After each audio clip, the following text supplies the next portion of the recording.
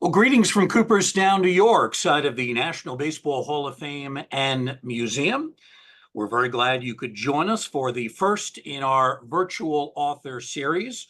We will have a series of these programs coming up during the fall months, September, October, very possibly into November. And we'll kick things off tonight. We'll tell you about our guests in just a moment. For those of you that don't know me, my name is Bruce Marcuson. I work in the Hall of Fame's Education Department. Very glad to be with you on this evening from Cooperstown. And we're very glad to have with us two really standout writers who have had fabulous careers. Joining us, Melissa Ludtke, who is a pioneering sports writer. She challenged Major League Baseball when the sport denied her access to the World Series clubhouses back in 1977. An award-winning journalist, Melissa has reported and written for Sports Illustrated and Time. Also was the editor of Neiman Reports at Harvard University's Neiman Foundation. And tonight we're going to be talking with her about her new book, Locker Room Talk, A Woman's Struggle to Get Inside. Melissa, thank you for joining us. Welcome to the program. Well, thanks so much, Bruce, for having me. It was a great thrill for me to walk through the Hall of Fame with my daughter several years ago, and this is right up there. So thanks very much. Very nice.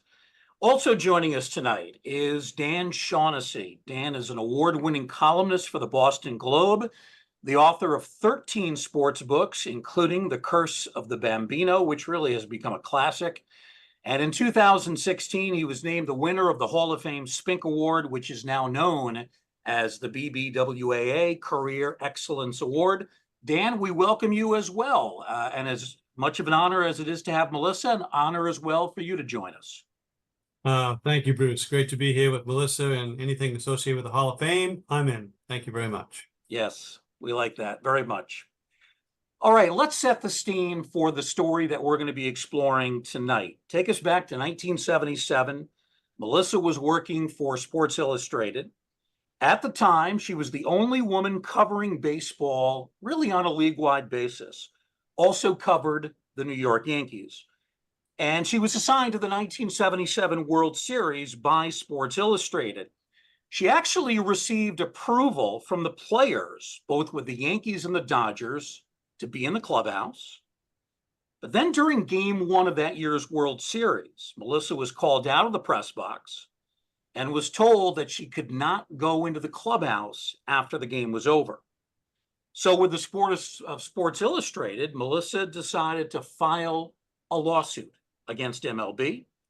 And Melissa, let's have you pick it up from there and talk about really what became a monumental struggle between you and the baseball establishment. Tell us about it. Thanks again, Bruce, for hosting this. You put us at the site of the 1977 World Series. Of course, it was at Yankee Stadium, and they were playing the Dodgers. So just to think about the pairing of those two teams, it was a huge series. I mean, these were the two biggest media markets in the country then.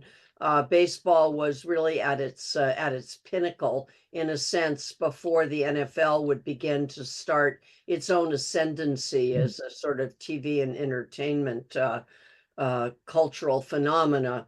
So it was at that game at a time when I was absolutely probably elated as I hadn't been before by the idea that I had the chance to cover what was then the biggest sports event of the year, which was that World Series.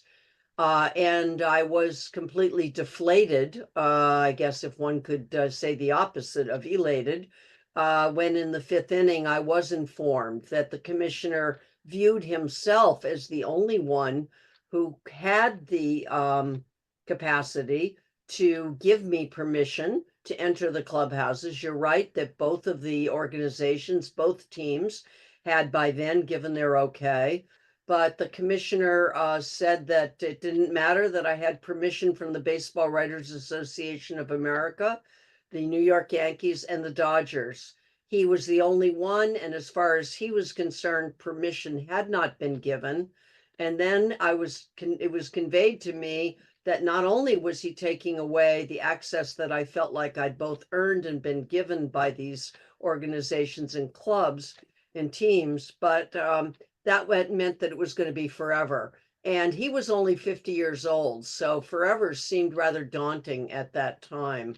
And again, it was the feeling that there was no way to appeal it because he really held the ultimate authority in baseball.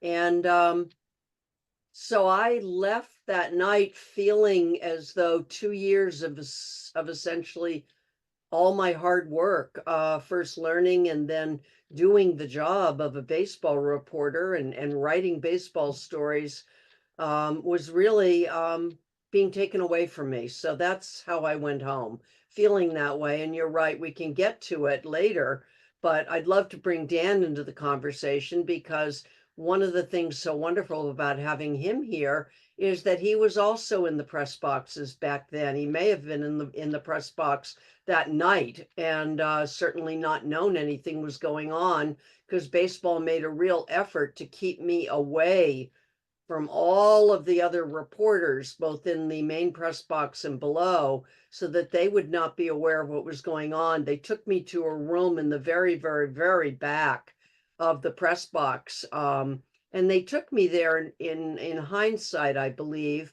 because they really thought, I think, that I was going to be an hysterical woman when they told me this. Certainly, they thought I might cry out in some way, or I might demonstrate, even if it was only by crying. And that was not something they wanted the men to see and to ask them why this was happening. So I don't know if Dan has memories from that night or just generally sort of setting the scene of baseball back in the day. Well, I'm a good guy to be with you here tonight, and to promote your book and to tell people to go get the book because I lived it as you did. We were very young then, and I was 24. And it was my first World Series covering. So much like yourself, it was a big deal to be young and in that position. I covered the Orioles for the Baltimore Evening Sun. And as you say, World Series, Dodgers, Yankees, that was a big deal in the 40s, 50s, 60s. And here it was back again. And George Steinbrenner on the scene and Reggie Jackson, the new player. So Melissa, I certainly was in the press box the night of game one and game two. And then, of course, it spiraled into game six, was also Yankee Stadium, the last game. And that was the night that Reggie hit the 3 home runs. And I was in the clubhouse, in my view, very famously. I'm going to show you this picture. So that is myself in the middle of the picture with Reggie Jackson.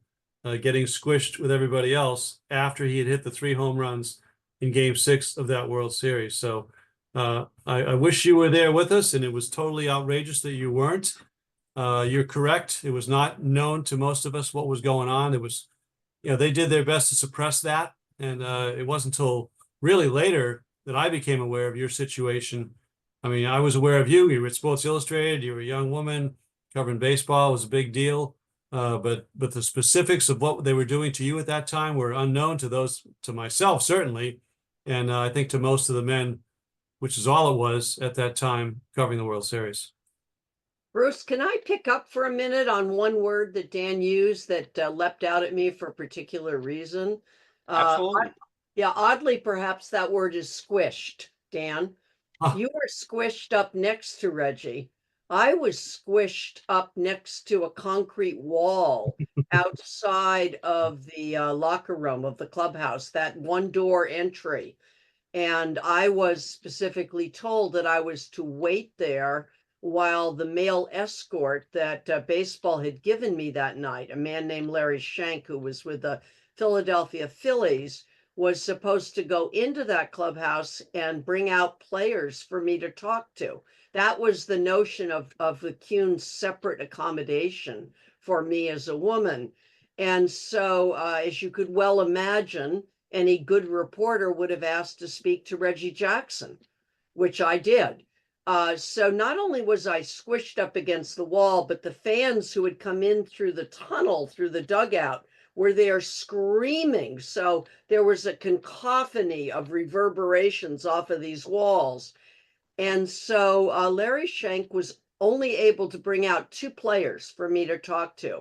Neither one had played in the game. Fran Healy was one of them. And I cannot actually tell you right now who the other one was, but neither had played even to go up, anyway, neither had played. And had I had a question that I could have asked either of them, they would not have been able to hear me, and I would not have been able to hear them answer it. So just to close this out, I kept asking Larry to bring Reggie out to me. And this was in the era before cell phones. So it wasn't like I could text him and know when he was going to come out. I just had to stand there and wait. And in the meantime, I watched all sorts of men who had no credentials around their neck just walking in and out of that clubhouse. Reggie came out about an hour and 45 minutes later. And Reggie turns to me and he says, Melissa, I've said all I have to say. I'm going downtown. See ya. And with that, he walked back in the clubhouse, and that was my evening of reporting on Game 6. So the word squished has a lot of memories in it for me from that night.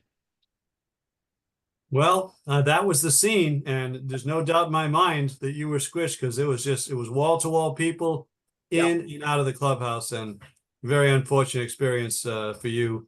And just that's really poor on their part, and you brought it to everyone's attention, fortunately, and now it's all better. Well, what I actually did show that night from the experience that I had to live through that evening was how unuseful, let's put it that way, in a charitable way, unuseful the notion of a separate accommodation for us was, how impractical it was. What if there were 4 women who needed to have different players being brought out to them? Would they have this courier service of men just running in and running out? And where would we all be standing in order to do our work? When the commissioner put forward his defense of his own policy, he seemed to make it sound as though we had a separate accommodation that gave us a seat and a chair and a place where we would have our notebooks, and we would be there and everything would be fine and it would all work out. In fact, that opened up, it took the veil away from that ridiculous notion that he had anything like that in place. And yet your colleagues, Dan, and I'm not saying you, because I didn't read one story you wrote about. I don't think you wrote about my case at all. I never found one in all the documents. And I don't mean that you have to stand in for all men at this point, but why do you think they were so tempted, baseball writers, to accept at face value the commissioner telling them that everything would be worked out just fine, and that he already had these separate accommodations for the women, when any baseball reporter could have called me, asked me, could have asked anyone else, are there separate accommodations? Where do you go to talk to the players? And they would have found out that there's no such thing. So why do you think they were so eager to sort of parrot the commissioner on this one? I just think people just couldn't be bothered. I think this was, again, all men, and I was one of them. I was a very young man. I certainly never understood, one of my best friends was Leslie Visser, who we were the same age, we came up together.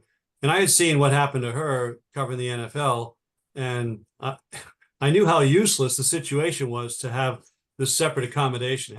You stand outside, we'll bring someone to you. I mean, it's useless. It makes no sense. It's totally impractical. It's not helping anyone. I just think that the male reporters, or the rest of the reporters who were all male, they just weren't getting their hands dirty with this issue until you made it louder than it had been, which is what needed to happen to get people's attention and to take on the commissioner. At this point, it was still kind of, minor in the eyes, and guys just weren't going to get their hands dirty. And, to speak of some of my colleagues, all those guys were all great to me. There was definitely resistance from the old-time baseball guys, the team people especially, and some of the older writers in this area. It was like, yeah, we don't need that. I wouldn't want my daughter in there. I don't want young reporters in there who are female. So they kind of aligned themselves with the players and with management, which was something as a young writer I never did. But I will also plead guilty that I wasn't pounding my hand on the table to help you guys. I was busy getting squished up against Reggie Jackson and trying to skate my own wing at that time. But again, I lived it with Leslie. I knew how useless it was. In reading your book about Betty Cunabirdi, talking about her situation, I know she testified on your behalf. She was a very good friend also, lived the same life. You know, Diane Shaw, I knew all of them. And again, I was younger. I knew how useless that was. And it was just really unfortunate for you guys. It needed to stop. Hey, Dan, if I could interject for just a moment here, and I don't mean to implicate any specific writers, but can you give us in the audience a sense of who some of the old guard sports writers were at that time? Who was part of that writing establishment, some of whom, you know, were revered as sports writers in 1977? Again, I found more resistance on the part of the management people, the PR people, that this was the boys' club and they weren't going to let that be violated. And there was a lot of stuff with older guys. They felt comfortable talking a certain way that would never fly today, should have not flown then. And when you're 24 and you just got a break to get in the business, you're really not in the business of saying, hey, what are you doing? You know, like, because I was just grateful that they weren't taking out their wrath on me. So I was as weak as anybody in this area, but you heard a lot and you saw a lot. And I mean, the Red Sox, they pushed back on everything. I mean, you know, guys who were great to me, they weren't great about the idea of having women that have, you know, they wouldn't let women in the dining room. I mean, it was like, are you kidding me? Like, you can't have women in the dining room? You know, what's the problem with that? I mean, it made no sense, and it was old school, and it went on way too long, and thank God Melissa stood up to him. Well, I will name some names. So let me start with the man who was really the dean of sports writing at that point, and that was Red Smith, who was the New York Times sports columnist. I call him the dean of sports writing because the year before he'd won the Pulitzer Prize for sports writing, which had only been won once before by Arthur Daly. That was back in the 50s. So he had a lot of clout, and he had that clout in large part not only because he wrote for the New York Times, but also because his column was syndicated to probably well over 1,000 newspapers around the country. And in that day and age, that was like being digital media. I mean, his column went everywhere.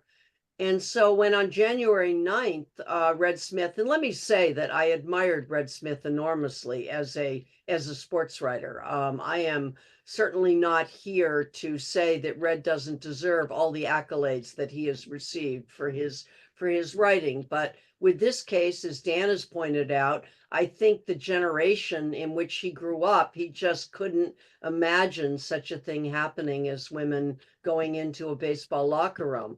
And so on January 9th, when he wrote his column, he wrote in the first paragraph describing my cause, if you want to call it that, my case, as the laughing stock of what he called an otherwise serious season. By the end of the column, he had referred to me as fluff. That is right, fluff in the clubhouse. That was what he described it as. He also referred to me as a damsel, and his last paragraph inferred that the only reason I wanted to be in the clubhouse was to see Reggie Jackson naked. So those were the ways that he really framed what became the narrative frame for coverage that you began to see. I've tracked a lot of the coverage since then through newspapers.com, gone back in archives, and of course, we saved a lot of the articles from then that are in my own collection that's at the Schlesinger Library. And I've been through all of those. And you will see that some of those papers in the Midwest, which ran his column, they used the word fluff in the headline. That's how I was described, as fluff.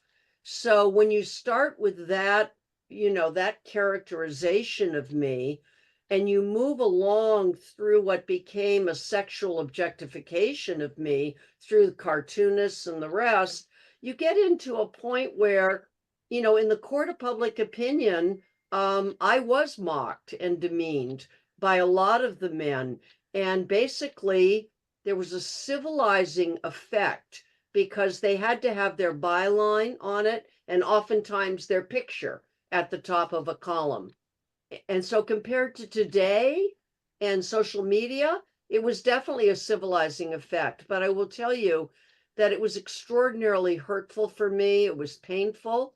It was very difficult to go through, not because I can't take name calling, but because I really got involved in this simply so I could do my job.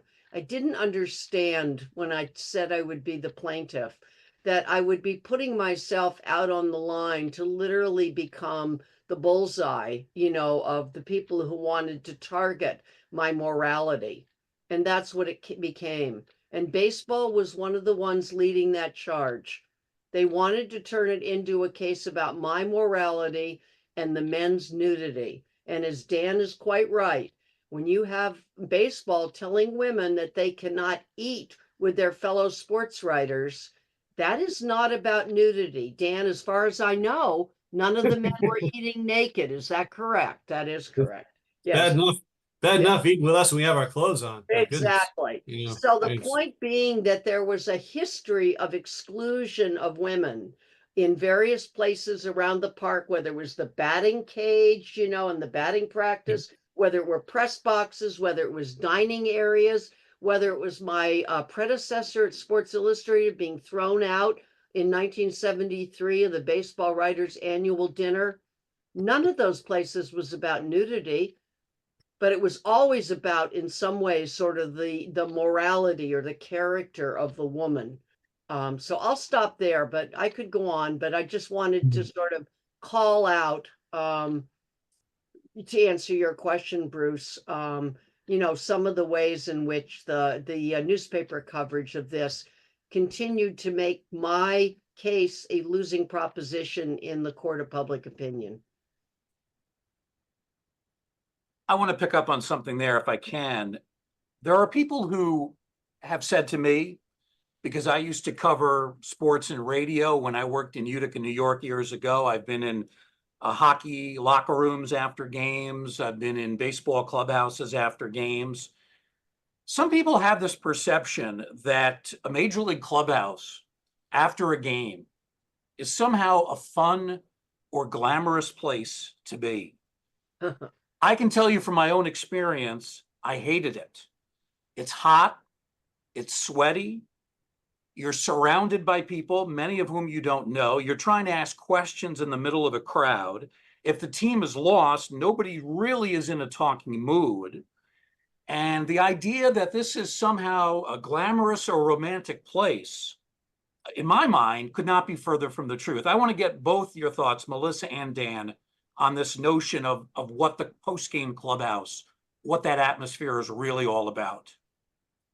Well, I'm going to turn it over to Dan for that because he's been in a lot more clubhouses than I have. But I am going to say, Bruce, just FYI for people who aren't in the business of covering baseball, the time that would have been of most value to me was before the game, between batting practice and when the game started. And in that period of time in the locker room, no player changed out of their uniform. They went to batting practice wearing their uniform and they wore that same uniform out on the field. And yet Commissioner Kuhn's ban kept me out of the clubhouse at that time, which is a very different atmosphere than the one you're talking about after the game. So Dan, I'm leaving that one to you mainly.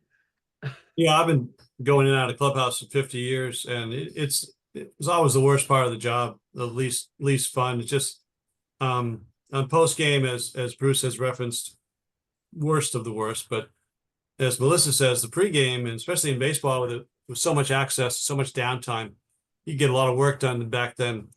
And again, I'm old enough where I was traveling with the team on the bus, the bars, the hotels, airplanes. You were with them a lot, so you could develop relationships with athletes and spend one-on-one time learning something that not everybody else necessarily knew. And it was very good for background, very good. It really informed your writing, which again, there's very little informed writing anymore because there's no more of that kind of access, but there was then. So Melissa's correct. To not have that pregame was very beneficial, and just the downtime that we had organically. The postgame it's just the worst, and it's very demeaning for everyone. And I never lost sight of the fact that these guys they're not our friends. They don't want us around. I don't blame them. It's just a forced situation. We're trying to be the eyes and ears of the fans, the readers. We're there to represent that, to ask the questions that the fans want to know, we presume. And but it sets up a dynamic where the reporters are by and large treated very, very poorly, very marginally. No one looks you in the eye. No one's polite. It's a very skewered relationship where you feel like you're groveling. And I never cared about the material that much to grovel. It's like, if they don't want to do it, that's fine. See you later. I'll tell the story. But if they do, that's even better. And when they do, it can be very informative. It can help your readers. So yeah, but by nature, it's not a good dynamic. And then you add in all the stuff that the females were putting up with. It's just exponentially worse for them. So yeah, horrible. But I want to add, Bruce, that the few times that I was in the Yankees clubhouse in 1977, because the Yankees did give me, by the last two games of that season, Mickey Morabito, who was the very young rookie PR person for the Yankees. And that made a difference that he was young, that he wasn't Bill Crowley with the Red Sox, treating Diane Shaw like she was going to, invade and somehow hurt his ball players by her very presence there. But Mickey understood that there were changes happening in the broader world, and by the end of that season, after having opened the side door for me to give me access to Billy Martin's office from the All-Star game on, he gave me the press credentials for the clubhouse the last two games, and I was also there during the American League Championship that season. I will say, however, that what I missed during that season was a lot of the Yankees story. Because as Dan alluded to, you had Billy Martin, you had Reggie Jackson, who declared himself to be the straw that stirred the drink, where you had the captain of the team, Thurman Munson.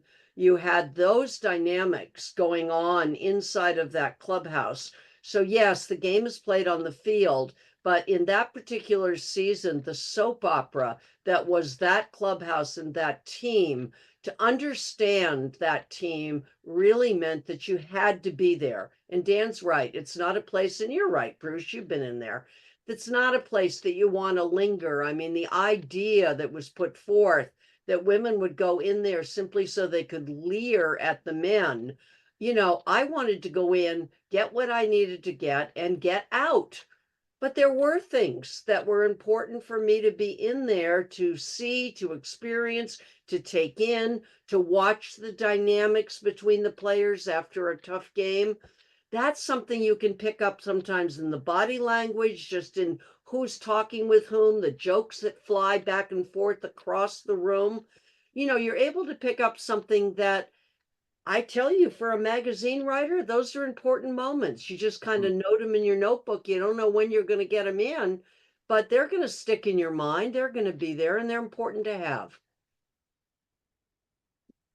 Yeah, that's a great point. It's not a singles bar. It's not a cocktail party. It's the absolute opposite of it. And I think both of you have laid that out really well. Hopefully later we can get a little bit more into the Yankees of that time period, because that was a wild clubhouse from start to finish, and that's an understatement. But if I could have you and Dan in this next segment tell us about your decision to file a lawsuit against Bowie Kuhn, against Major League Baseball. When and where did you decide to make that decision? Well, I guess I will start, since we're talking about it as though it was my decision, and it wasn't. What happened is that once my baseball editor found out what had happened at the stadium, and I might add that that happened on a Tuesday night. We did not return to the office because of our work week being from Thursday to Monday until Thursday morning. And I did not see what happened to me in that press box as news that I needed to pass along to my editor in any quick way. This was what I was used to. I had been carving my own path up there.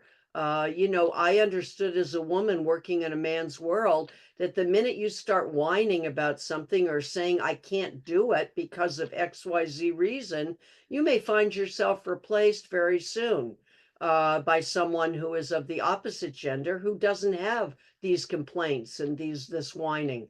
So I had not even bothered to let my baseball editor know. And he found out through word of mouth and called me into his office right when I got in on that Thursday morning. And just basically, I barely put my head into the office. He said, tell me what the hell's happening with you up there. And that was the first that he knew of it. I didn't think that the magazine would then act to make any change. There wasn't anything that led me to think that. But in fact, Peter Carey went right to the managing editor, explained to him what had happened, asked me to sit down at my typewriter and write a letter to Commissioner Kuhn explaining what had happened to me over the course of from the workout when I talked to the Dodgers until his lieutenant, Bob Weirs, told me I didn't have permission. I went to bed and did that. Negotiations went on through the World Series. I've talked about Game 6 and the arrangements then. Then they continued through November, but without ever moving Kuhn away from his belief that separate in fact was equal. I mean, this is an astonishing thing when you have a University of Virginia graduate school of their law school who doesn't seem to recognize the precedent set in Brown versus Board of Education that separate is not equal. But anyway, so off we went through these negotiations, and it was in December that they came to me and said, we are thinking, meaning Big Time Inc. is thinking about filing a lawsuit. Would you be the named plaintiff in the lawsuit since it concerns what happened to you? And I didn't miss a beat in saying yes, frankly, because I was so naive that I thought this was really about me just doing my job. I could not envision that it would turn into what it turned into. I just maybe had blinders on, but I just didn't see it. So that's how I became the plaintiff in this lawsuit that was then filed by Time Incorporated on December 29th, 1977, and went to the Southern District Court of Manhattan. So I'll stop there, and maybe Dan has some memories of that time.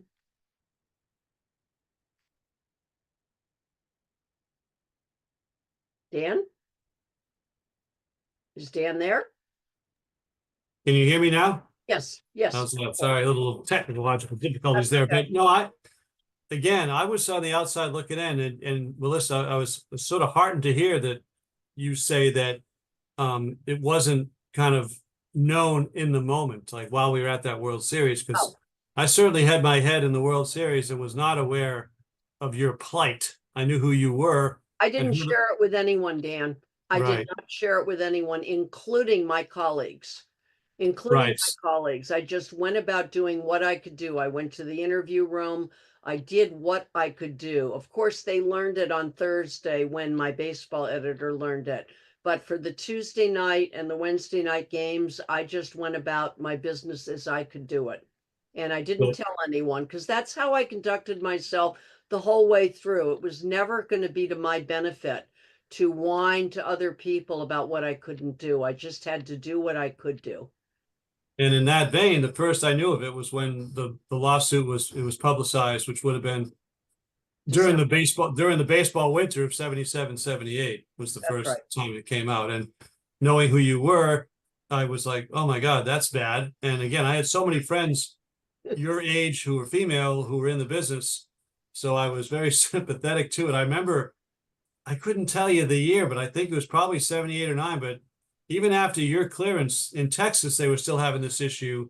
And I remember Ferguson Jenkins starting a game, and the Texas writers came to us and said, yeah, the players are like boycotting.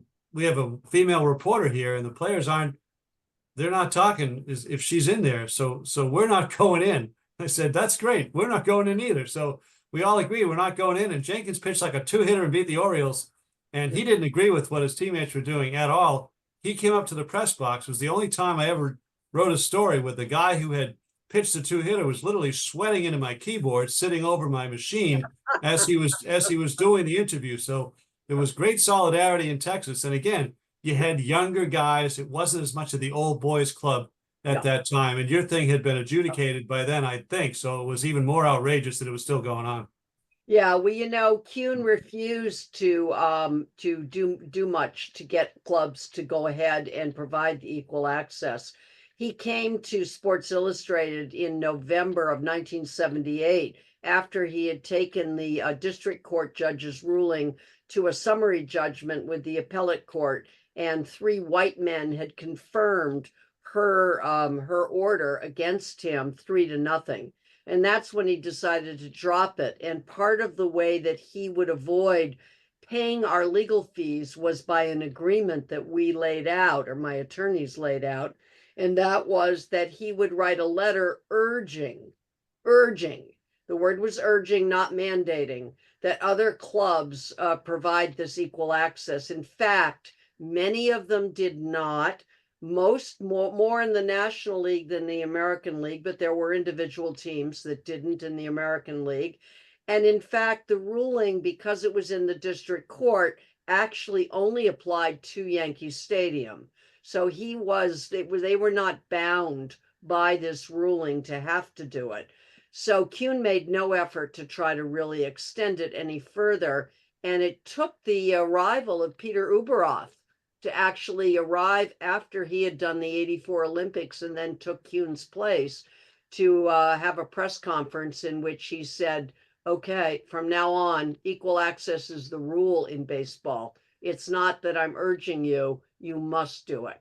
So that was now a good 6 years plus from after the time that the ruling took place. So there were teams that just didn't want to go along with it, and they didn't.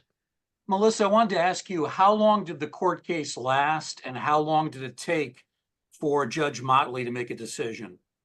Well, it was roughly all about a year, because if you think about October 15th was when Kuhn said no to me, and the case was filed at the end of December. The one hearing in the case, a long hearing, was held on April 14th of 1978. At that time, the judge ended the hearing by mandating that the 2 sides try to get together and try to work it out. She basically was so frustrated by the end of this hearing that she just thought, come on, this is so silly. What about a bathrobe? What about towels? What about, there are any number of things you could do here. This is so ridiculous to make me write an order in this case. But in fact, and I profiled this in my book, the kind of letters back and forth, and again, the resistance of baseball to acknowledge that they would do anything except keep us separate. And we, in fact, had to go back to her and say, it cannot be resolved by the parties. And she wrote her order, which came out on September 25th. And then baseball went back into court again on the 27th for clarification.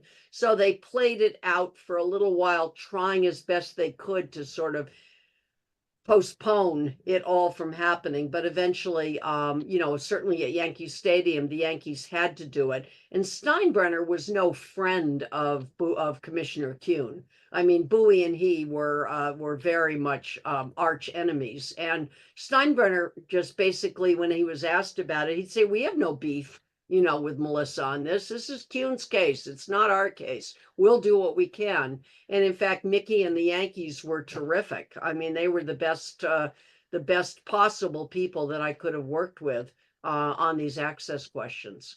Melissa, I have a question for you from where I'm sitting. So, looking at the book jacket in front of me, and I think all of our listeners have in front of them, seeing Billie Jean King over your left shoulder there, and knowing what she did for equal rights, what she did in the Bobby Riggs thing, what she did for women's sports, and the notion that her brother was a big league pitcher for many, many years.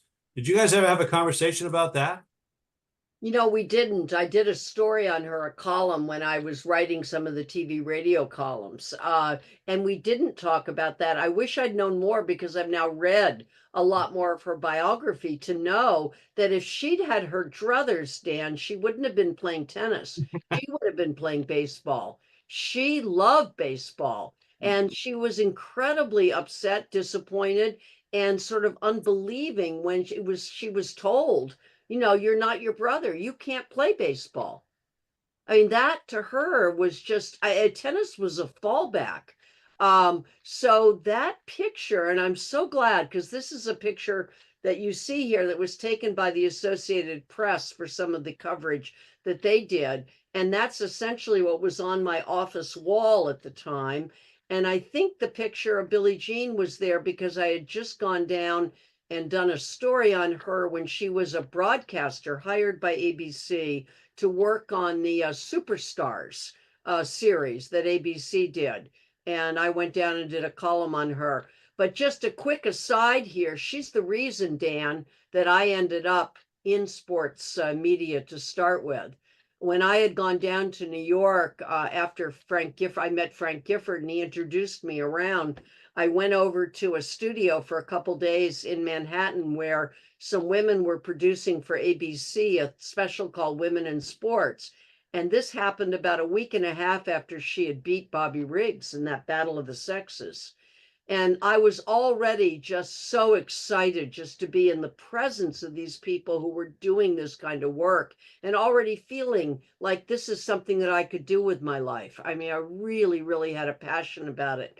Well, I will tell you that when Billie Jean King walked up the stairs into that studio and stood there in front of me, that was the deciding factor that made me leave behind my art history degree from Wellesley College and say, I am going to go into sports media. I had no idea how at that moment, but the passion I felt for it came from her to me. And so that picture actually means a lot for me to have it on the cover of the book. So thanks for mentioning it. Great. We should mention that it just came down today that Billie Jean King will be receiving the Congressional Medal of Honor. So it's very timely. And she's the first woman athlete ever to receive it. So I think it's only right that she should once again be a first. But Melissa, not I'm the curious. last. But not the last. Not the last. I'm curious, Melissa, were there any individual players who came up to you during this whole situation to offer support to you? Not one that I can remember. I would say the closest that it came was when I was covering the National Basketball Association over the winter months. After I was thrown out by Kuhn, I was asked by the writer and editor of the NBA to take on a new sport over the winter and become the reporter on that beat. And I would say that Phil Jackson, who had just left the Knicks and was the player coach for the over at the Nets at that point. And there's a scene in the locker room of a piece that Roger Angell did called Sharing the Beat about women reporters during that time, where Roger comes and he's reporting on the NBA because, of course, they're very used to having women in the locker room. And I happen to be sitting with Phil Jackson in the locker room when Roger comes in, and there's sort of a scene in Roger's piece, and I bring it into my book, where Phil Jackson is talking about how it just is no big deal now in the NBA, that maybe rookies have a tough time with it for a while, but they get very used to it, et cetera, et cetera. And then Phil Jackson sort of turns and he kind of winks at me to his left, I think, and turns to Roger on his right. Except, here's this Melissa. She's a real peeping Thomasina, he says. And then he turns back at me and winks. And then, as Roger Angell writes, he then got up, walked over, and put on his underpants. So that was kind of the scene. But Phil Jackson was, his perhaps usual more spiritual self about this whole occurrence. And I do remember him standing out, but yeah. I don't remember any baseball players particularly coming to say anything. Interestingly, just 2 nights ago, I was down in New Orleans doing a book event, and in the audience, he introduced himself to me right before we started, was Ron Swoboda. And of course, he had played in the early 70s with the Mets. And at the time that I was going through my legal action, he was a sports reporter with one of the stations, I believe with CBS, I think, in New York at the time. And he raised his hand at the end of my book talk and said, I wish I'd understood this differently then. I wish that, I had been more understanding about what you were going through. He said, I don't think any of us really got it at the time, which I thought was sort of interesting. We have one comment in from another prominent writer, Charles Pierce, and he's correcting something that I said a moment ago. It's not the Congressional Medal of Honor, but the Congressional Gold Medal Gold that medal. Billie That's Jean right. King is receiving. Still very prestigious, but thank you to Charles. Well, it's nice for that correcting. Charlie's here. Hi, Charlie. It's great to Hey, have Charlie. you. He can't speak, but he can hear you. Okay, fabulous. I'm curious, Melissa, after the case was decided in your favor and you were given access to that Yankee clubhouse again, I'm curious what happened after that in terms of you and Bowie Kuhn. Did you ever speak to him one-on-one? Never. No. I wrote 2 letters to him. I wrote that letter right after the World Series. And then Peter also asked me to write a letter to him after Game 6, explaining what had happened when I was assigned my male escort, Larry Shank, to kind of do detail by detail by detail. Q never replied to either of those letters. I never met him. We were never actually, to my memory, in the same room where I could have approached him, introduced myself to him. I think as a 73-year-old woman, I might have done that. I'm not sure as a 26-year-old woman at the time that I would have felt like I wanted to do that, or that I had maybe the courage to do it at that point. I do remember that when Bob Weir informed me of the commissioner's decision, I had earlier been informed of this because the commissioner's office first sent Mickey Morabito, of all people, the one man who had helped me in baseball, the one person who had helped me to expand and gain access in a way that was gradual, that had worked for the players, that had worked for me. Commissioner's office decided that he would be the one to break the news to me that I would never go into a clubhouse again. And when Mickey did that, and it was one of the most awkward exchanges I've ever had, I write about it at length in my book because it was so difficult for us. He could not look me in the eye. It was so awkward and so unlike Mickey. I just felt so badly for him as I was feeling badly for myself. But I remember saying to Mickey at the end of what he had to say to me, I said, Mickey, I want to talk to Commissioner Kuhn. If this is his decision, I want to talk to him. And I was told by Mickey, it is impossible for you to speak to him, but you can speak with Bob Weirs, who's his media person, who I'd never met. And that is why I was marched down the press box, down the side stairs to meet Bob Weirs. And then Bob Weirs marched me back up those steps along the back of the press box and into this isolation chamber, so that if I became hysterical, maybe they would have rubber padding or something on it and I wouldn't be heard outside of it. But that is why I never had the opportunity to speak to Kuhn that night. I was never allowed to speak to him, and I was never either invited, or maybe I was told, maybe they were told I could not from baseball's perspective, but I was never invited to be part of the quote unquote negotiations that went on with the commissioner's office. In fact, when they called me, when the lawyer from SI called me and told me about the arrangement that they'd made for me, that the men sitting in this room had made for me for Game 6, I told the lawyer, Harry Johnston, I said, Harry, I'm going to do it only because, you and Peter sat there and I have respect for you sitting in that room, but I'm telling you right now that I'm only doing it under protest. And that is what I'm going to tell Bob Weir's when I go up there. And that's what I wrote in the memo that went into the court record. I said, this is not going to work. It is a terrible thing to try to do because it's just ridiculous. It just isn't going to work. But I did it. I went along with it for that night. So that's that. We have roughly 10 minutes to go. It's been a fascinating conversation thus far with both Melissa Ludtke about her new book, Locker Room Talk, and also with noted sports writer Dan Shaughnessy as well. We do want to give you an opportunity, the fans, to post comments and questions. You can do that right in our chat room. We have a couple of comments already. One comes in from our good friend Perry Barber. Perry is the female umpire who has worked a number of spring training games over the years, has been a big supporter of our program.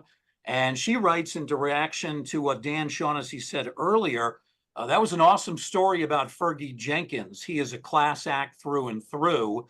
And I would certainly agree with that. Fergie is a guy that we've gotten a chance to know here at the Hall of Fame, and just a terrific guy. He'll do anything that we ask. He's very charitable, very community minded. So it's good to hear a very positive story involving Fergie. Another story comes in from Randy Ringler. You may know her. Melissa saying, yes, I do. Mickey was wonderful to me, writes Randy, also that season by having me regularly in the press box in 1977 and 78, while I was pioneering for women on the business side of sports by working my way up through the minors. Commissioner Peter Uberoth in 1984 also was helpful. Your thoughts on that? Dan, want to weigh in? I've already done my accolades for Mickey and Peter Uberoth. Yeah, I mean, Mickey, we were all young at that time, as we keep remembering. It was so long ago, but yeah, I always thought he was not the. I can actually visualize when I read this in your book, that conversation, how awkward that had to be for him, because his heart wasn't in it. He disagreed with it, and that would be consistent with the Mickey Morabito that I knew. Yeah, and Mickey has just made another record in baseball. For 47 years, he has now been the traveling secretary, or he's had a position with the Oakland A's. He went out there with Billy Martin when Billy, I think, was fired for the fourth time, or maybe third or fourth time by Steinbrenner. I think the third time, because Billy went back to the Yankees, but Mickey stayed in California. But he's 47 years as a traveling secretary, and Mickey is going to do an event with me in Los Angeles for this book. So we're going to have a meeting for the first time in probably since the 1970s, since I've seen him. But he was the one who spent considerable time with me when I was writing this book, really walking through with me for the first time. I mean, he said at one point, "What took you so long to call me and ask me what happened that night?" And, I finally did. And once I did, I learned a lot because Mickey put his job on the line for me that night. He and Steve Brenner, the PR person for the Dodgers, but mostly Mickey, basically confessed, and it was a huge admission to Bob Weir's at that point, that he had in fact let me into the Yankees clubhouse, that I was already working there. And Mickey did that at peril to his job, which he loved more than anything in the world. He had worked as a bat boy for the Yankees and worked his way up to get that job. And I run the story through because Mickey and Steve told Bob Weir, there's another way to handle this tonight. You don't have to do what you're doing. You don't have to do it. He said, I know Melissa, and I know that if you told her that you would give her access to Tommy Lasorda, on top of her having the access to the Yankees, as she has, that she would be fine with that. And he was right, because I'd originally gone to the Dodgers just to put in motion with Tommy Lasorda what had happened with Billy Martin. But then it escalated because Tommy Lasorda wouldn't talk to me, and he put me over to Tommy John, and then it opened it up to the whole team, and then they voted. So all of this kept snowballing. But Mickey was exactly right. They did not have to escalate it in the way that they escalated it. And Mickey took a great chance that night, and I'm glad it didn't jeopardize his career with the Yankees, and certainly his longstanding career with baseball and with the Oakland A's now. So I'm looking forward to seeing him and Hmm. kind of reliving the good old days, and just saying thank you to him. Um, one of the few people who really stood up and took some chances. Very nice.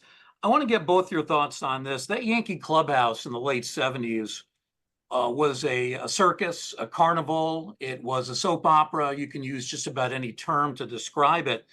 There were some tough personalities, some tough guys. Thurman Munson, Greg Nettles, Billy Martin, you've mentioned. I want to get both your thoughts on covering some of those athletes and some of those Yankee teams. I love that room. Those guys are great. And I came at it as a Boston guy who had seen the wars of the Red Sox and how much Fisk hated Munson. Those things were real. How much Bill Lee hated Nettles, all that stuff. And then in Baltimore, there was great rivalry with them as well. Of course, Reggie Jackson had played for the Orioles briefly before 77 when he's a free agent, got all the bag of money to go there. So there was a lot of back and forth with that Yankee team. The three teams in the American League, the premier teams, were the Red Sox, the Yankees, and the Orioles. So I saw it from the other side of the room in both Baltimore and Boston. And those guys, they had tough guys who were warriors, battle tested, and they told you what they thought. Piniella, Rivers, Munson. They'd get a little attitude here and there, Gossage, but they were great. I loved them all. Did Mickey ever ask you for $2,000 like he did with Tim Kirkchin? No, I think Manny Ramirez did, but not Mickey. Melissa, how about you? Your thoughts I on can some of those only I guys? can only echo Dan. I didn't get to know the players as well as Dan did because I wasn't really with them in the locker room. I mean, certainly I was in 78. Got to know them a lot better then than I did in 77, but 77 was the raucous season.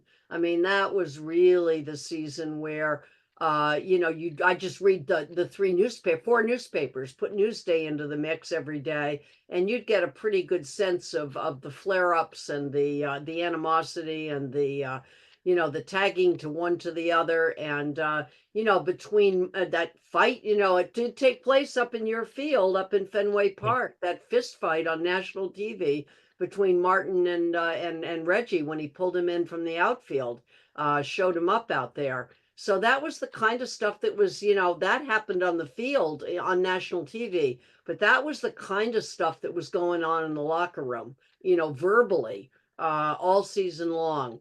I'm really, really happy that I had 1976 as a warm-up season for me to kind of really get my footing and feel like I had the confidence to kind of really dig in and do the kind of reporting that I was able to start doing in 77.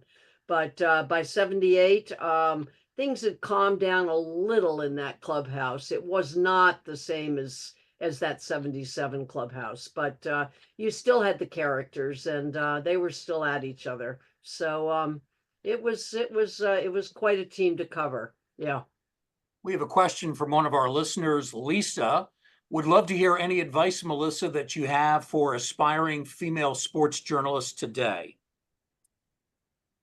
Well, okay. Let me see what I can do in a very concise way. I do teach a lot of classes. I really love going in and teaching journalism classes, and Zoom has made that possible all over the country. And that's the question that I get out of every classroom. And oftentimes my answers are long, and I give people my email address, and we continue the conversation outside. I guess I would say one thing is to get a mentor. I think it is to get a mentor. And that's the kind of thing that I volunteer to do with young people. Not that I tell them, I don't have the experience day to day. You should find a mentor day to day. And if I can help them to find a mentor who has more current experience than I do, I suggest that. The other thing is I just tell them to write, write, write. You only are going to get better at being able to take your reporting and make it into a story by doing the writing. And I say that even to those who want to go into broadcasting, because to write is to broadcast, in my view. It is a way of taking your thoughts, bringing them together, being able to make a story short, concise, using active verbs, I really encourage them to learn how to write what they're seeing, what they're hearing, and the rest. So I would say find a mentor, work with that mentor, use that mentor. Mentors like to be used. I mean, I'm in a time in my life where it's about giving back.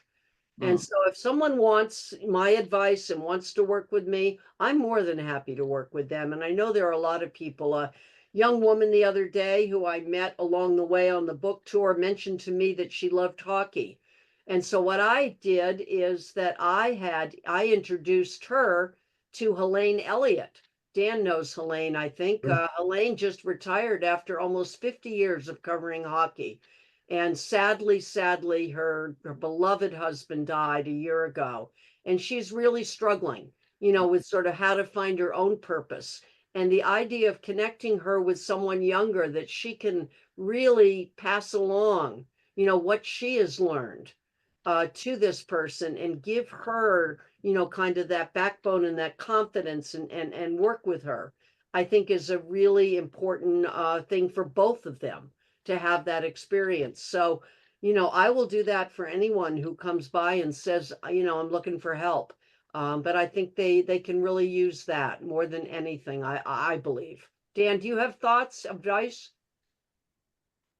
It's tough. The landscape has so changed since we were there, Yes. and the platforms are so different. I just try to say, if you really want to do this, you probably can, but it's going to be a tough sledding from the time you get out of college to you get where you really want to be. And if you're willing to put up with it and work for low dough and be discouraged, you can probably eventually advance there. As you referenced, older people are willing to help more than you think, perhaps, and just go out there and ask and be nice about it. But we're always going to need young, talented people to tell stories. So, be one of them if that's what you want to do. And don't be easily discouraged, because it will be tough out of the gate more than likely. Yeah. Final question for Melissa. Who are some of the young female writers or even older female writers today that have benefited from your willingness to challenge MLB? Wow. My great old friend Susan Waldman, who's in her 20th year of doing the radio commentary for the New York Yankees, whenever we get together, she always is saying thank you. And I'm saying, Susan, you are such a talent. I mean, you came from Broadway, for goodness sakes. You got the voice, you know the game, etc. She says, no. Without you, it wouldn't have happened. And, she wrote an endorsement for my book, sort of repeating that. And then she'll tell me, she said, I see all these young women around, and they don't know you, but they all should know you, supposedly. I don't know how to answer that, Bruce. I mean, I did something 46 years ago, that opened doors. I do believe that it more than physically opened doors, it symbolically opened a door that a lot of young people went through. There were a number of girls and young women who wrote me letters during the time I was at the plaintiff in this lawsuit. And I heard from them the same kind of excitement and interest in sports that I had when I was a young girl, where I couldn't have imagined, in the 50s that I would be doing what I did in the 70s. But here they were, not only being able to imagine it, but now with the door opening, seeing the possibility that they could walk through that door. And so I think that rather than pointing to individuals, I think just these generations that have come along concurrent with the generations of women who benefited from Title IX, which also happened during the 1970s and have led to the explosion that we're experiencing now, in the professional level of women's sports. So you're seeing those two tracks beginning to happen, both of them in the 70s. And while my case and discussion about it remained dormant for many, many decades, I would say 2 or 3 decades, people rarely referenced it. People, didn't call me about it. It's only within maybe the last 10, 15 years that I've had young students reach out and say, I want to do a National History Day project on your case. Yeah. It's so if you live long enough, you become history. I mean, that's the kind of thing with it. And I think there is something to that idea of letting the passage of time happen, seeing how it plays out. And we have seen an explosion. I think you'd agree with this, Dan, around, for example, if we just stick with baseball, you've got two teams that have women, basically, and three teams with women announcers. Susan Waldman, the Orioles, with Melanie Newman, and Jenny Kavner out with the Oakland A's. And anyone who knows what's happening in the minor leagues today knows that there is a pipeline of women coming up who want to be broadcasters. So this is starting to happen both on the court and on the field for women in sports, but it's also happening in the realm of, sports media. So these pathways are happening, simultaneously, and it's great to see. Dan, any thoughts on that? Well, yeah, I'm not going to amplify anything Melissa just said. She knows what she's talking about. I agree with that 100%. And Susan Waldman is a good friend. So when you get the book, take a look at the back part of the jacket here. And Susan's right on there saying everything that Melissa just said. So yeah, I mean, it's very gratifying that this is not that big of an issue anymore, but it's still not equitable, and it still needs to be better. The book is terrific. I'm holding a copy right here. A Locker Room Talk, a women's struggle to get inside. Fascinating story of Melissa Ludtke and her struggles and ultimately successes as a baseball writer.